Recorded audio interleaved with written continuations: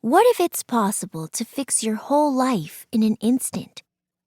That's why I'm here, in my socks, huddled at the dark end of my middle school hallway, getting ready to practice pony dance moves during lunch with my only 3 friends in the world: Henny, Rosario, and Kit. To be super honest, which I always am, I've spent most of 5th grade acting like a scaredy cat, pretending I was cool with whatever my friends did, when really, deep down, I wasn't. I mean, I've got guts. I just don't use them. Until right now. I have to tell you something, I whispered to Henny. I have a power dance move. Shh, Henny says. I need to focus. Without my power dance move, I won't make it. Neither will Henny. As much as we try to understand 8-count beats, we don't. That's why my upcoming move doesn't require fancy counting. I've practiced it umpteen times in my garage. It's fierce.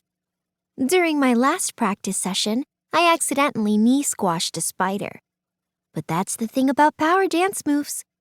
The whole reason they're cool is that they're risky. I take a deep breath and imagine my body doing a double kick, cross stomp, swish your arms, shuffle jump.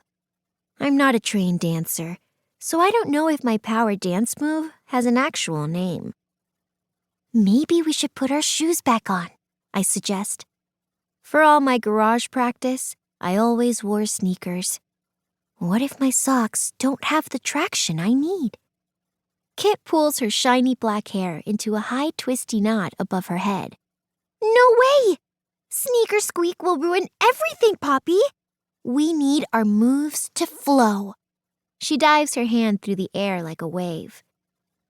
Kit always says my name like I'm a weed, Poppy, and it hurts my feelings. My parents, Don and Marlena McBean, named me, their only child, after their favorite flower, the alpine poppy. It's not a weed. Let's just do it, Henny says, adjusting her headband.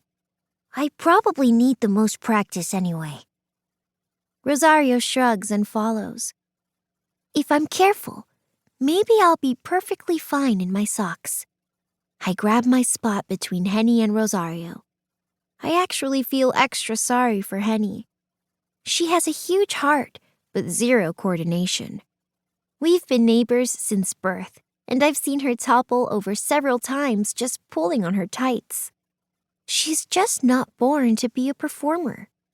If tryouts for our school play make my stomach tighten in knots, which they do, Henny's heart must be pounding like a bird trapped on the wrong side of a window. I give her a reassuring smile. She doesn't seem to notice. Found it, Kit says, pressing the play arrow and setting down her phone on the floor. The music sounds so fast as it pulses out of the tiny speaker and makes its way to our ears. I don't bother trying to change her mind again. Instead, I do what my friends do. I dance. 5, 6, 7, 8, prance. 2, 3, and lift. 2, 3, and graze. 2, 3, and swish. 2, 3, and gallop. 2, 3, and go full pony. At Kit's final command, all 4 of us work our legs super fast. This is where her choreography gets tricky. My head grows hot as sweat beads form behind my ears, and a small pain creeps through my knee. It's time. As the sound of our stampeding feet softly thunders down the hallway, I pull out my power dance move. Double kick, cross stomp, swish your arms, shuffle jump. I feel myself knock into somebody hard. Then I hear the slap of a body hitting the ground. Thwack! Henny! She isn't moving. I rush to scoop Henny up in a hug. What happened? Rosario asks. Henny opens her eyes and stares up at me in shock. It's alarming to see my favorite friend fully splatted on a dirty hallway floor. One minute I was going full pony, and the next thing I knew, my own knee hit me in the chin.